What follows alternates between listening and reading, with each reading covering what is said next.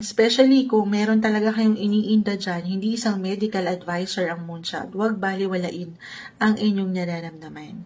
Siyempre naman, paano nyo ito ma-achieve lahat? Yan, paano mag-grow?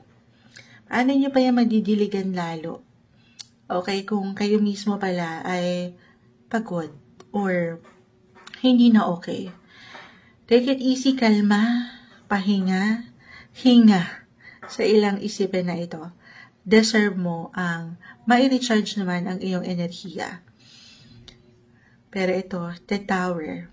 Maring may ilang unexpected, as I've mentioned. Supportive naman yung nakikita ko dito along with your other cards. May support. Positive, i-claim natin na this is something na mapangahawakan kasi nga positibo. Kinlaim na natin. It could be a sudden surprise or happy surprises. Opo. May ilan akong nakikitang pag-aayos, may iayos, masisettle ang ilang situation.